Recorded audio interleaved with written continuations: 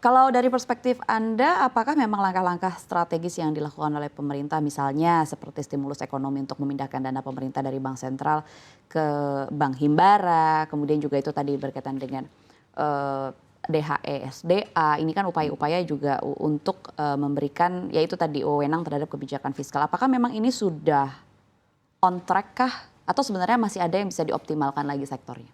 Ya, tentu saja kebijakan-kebijakan yang dilakukan pada saat yang sekarang ini, saya lihat memang untuk mendukung pertumbuhan ekonomi yang lebih tinggi daripada 5%. Tentu saja diperlukan kebijakan-kebijakan yang lebih transformatif lah, yang lebih bisa untuk menghadapi situasi yang dihadapi oleh Indonesia sekarang. Baik itu dari penerimaan pajak, kemudian juga dana hasil ekspor yang kemudian harus 1 tahun ditempatkan di bank-bank plat merah, kemudian juga beberapa kebijakan-kebijakan lain, pemberantasan rokok ilegal, judi online dan sebagainya, itu juga sebetulnya agak menggembosi pertumbuhan ekonomi kita ke depan. Nah, yang salah satunya adalah dengan menggelontorkan sekitar 200 triliun ke Bank Himbara, ini tentu saja merupakan salah satu alat yang dipakai oleh Kementerian Keuangan supaya apa? Supaya cost of fund-nya turun. Cost of fund turun, kemudian bunga kredit rendah, demand atas kredit naik. Betul. Pertumbuhan ekonomi bisa meningkat, baik itu dari investasi domestik maupun juga dari permintaan dari domestik. Kemudian yang kedua, dari sisi korporasi dengan suku bunga yang rendah, tentu saja beban bunga korporasi turun, margin atau earning mereka meningkat. Betul. Nah, ini transmisinya sebetulnya kalau kita lihat ke efek ke obligasi maupun saham juga cukup besar ya. Baik itu obligasinya, kemudian juga yield obligasi turun, kemudian di saham pun orang juga jadi lebih optimis untuk berinvestasi di saham karena valuasinya dengan diskon rate yang turun, tentu saja valuasinya jadi menarik. Jadi memang ini adalah merupakan beberapa hal atau faktor yang membuat fundamental sektor-sektor usaha ini berpeluang membaik secara selektif. Dan yang kedua, optimisme dari investor ini harus terus dibangkitkan. Kalau misalnya masih belum bisa membangkitkan optimisme dari investor asing, investor domestiknya dulu deh. Paling tidak ini menjadi dasar atau basis untuk bisa meningkatkan pertumbuhan ekonomi ke depan. Oke, baik. Kalau dari perspektif Anda, peluang window dressing apakah masih terbuka, Pak Alvin, pada akhir tahun ini? Atau mungkin January effect begitu? January effect. Jadi ini merupakan dua fenomena yang selalu terjadi di akhir tahun dan juga di awal tahun ya. Kalau kita lihat data dari 10 tahun terakhir ya, di bulan Desember saja ya. Bulan Desember 10 tahun terakhir IHSG mengalami kenaikan atau di atas 0% atau kita bilang IHSG hijau atau merah gitu ya. Yang hijau itu hampir 80% dari data statistik ini.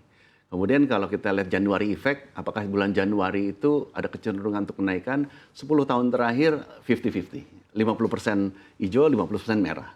Jadi kalau kita lihat probabilitasnya secara statistik window dressing atau tidak, itu ada peluang hampir 80% lah IHSG itu bisa mengalami kenaikan.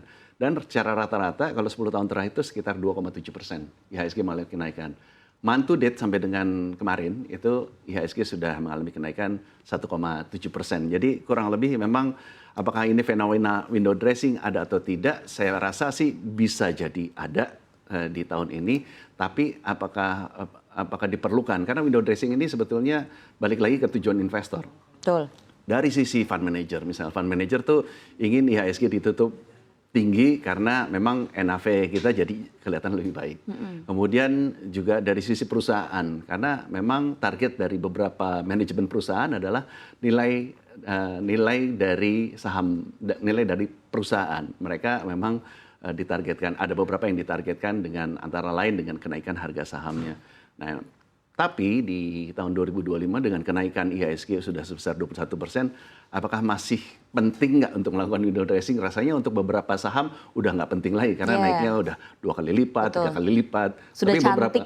Udah cantik. Tapi kalau saham-saham perbankan ya mungkin bisa jadi ada peluang window dressing karena di tahun ini kenaikannya kan ya bisa dibilang nggak kemana-mana saham perbankan. Tidak memuaskan. Kurang memuaskan. Oke, baik. Untuk merap up jawaban Anda tadi, saya ingin tahu sebenarnya seberapa optimisme Anda atau mungkin dari aset manajemen, dari perspektif aset manajemen terhadap pergerakan IHSG kita di akhir tahun yang sebenarnya tersisa hanya beberapa hari lagi perdagangan begitu ya. Betul. Apakah memang akhir tahun ini masih ada potensi bahwa kita akan menyentuh level 9.000 seperti yang disebutkan oleh pemerintah? Atau mungkin kalau itu terlalu tidak realistis di tahun 2026, apakah level 9.000 ini visible untuk dicapai? Iya, jawabannya apakah visible atau tidak, sangat visible karena sekarang udah di level 8.600 sempat ke 8.700, 8.800. Memang sudah tidak terlalu jauh lagi untuk mencapai level 9.000 ya. Bahkan kita juga memang memiliki proyeksi di tahun 2026 ya berdasarkan beberapa skenario ya, kita punya namanya bull case skenario, kita juga punya base case skenario, kita ada bear case skenario. Bull case skenario-nya itu kita bisa lihat bahwa IHSG ini naik hampir 15 atau 20%, bisa mencapai level 10.000 bahkan ya di tahun 2026. Kemudian bear case-nya IHSG ini naik hanya sekitar 10%. Jadi artinya kalau sekarang udah di level 8.600, ya bisa di level 9.500 ya untuk di akhir tahun 2026. Kemudian yang bear case skenario-nya memang dia hanya naik tidak lebih dari 5% atau bahkan ada koreksi. Semuanya tergantung dari beberapa hal, apakah globalnya sangat mendukung, Fed kemudian akan easing, US dollar juga stabil, kemudian inflasi rendah. Nah ini semuanya akan menjadi faktor yang menjadi penggerak untuk IHSG ke depannya bisa mencapai level 9.000 ataupun juga 10.000. Oke, baik. Berarti optimismenya sampai di level segitu begitu ya Pak Alvin, cukup confidence. Kita doakan tercapai level itu. Pertanyaan saya terakhir yang wajib untuk ditanyakan ke asset management, kira-kira sektor mana saja yang masih menarik, masih prospektif di tahun 2026? Oke, kalau berbicara sektor untuk tahun 2026 memang kami masih lihat beberapa sektor perbankan dan juga finansial. Karena tahun 2025 performance-nya masih kurang baik ya, tapi dengan adanya confidence yang tinggi misalnya dengan investor asing dan investor asing udah mulai masuk. Yang kedua dari local institutional juga udah mulai masuk karena ini merupakan segmennya mereka. Mereka hanya memilih saham-saham yang berfundamental bagus, antara lain memang saham-saham perbankan ya.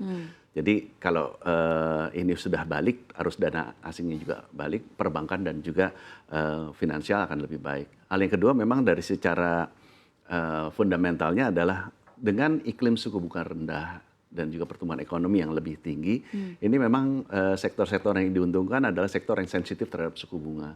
Antara lain perbankan, finansial, properti, kemudian consumer ya secara selektif. Dan juga sektor-sektor yang berhubungan dengan kebijakan dari pemerintah Pak Prabowo, misalnya juga green energy gitu ya. Kemudian juga beberapa sektor lain yang mendukung makan bergizi gratis seperti consumer, poultry dan sebagainya.